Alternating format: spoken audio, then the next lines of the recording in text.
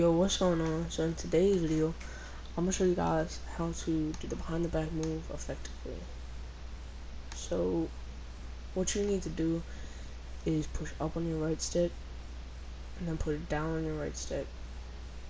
You guys will do the behind the back move. This is that simple, that easy. You don't have to do none of that. Push it down 5 o'clock if it's in your left hand or whatever. All you need to do is push up on the right stick, down on the right stick, and he will do the move. If you guys enjoy the video, make sure you like, comment, and subscribe, and enjoy the rest of the clip.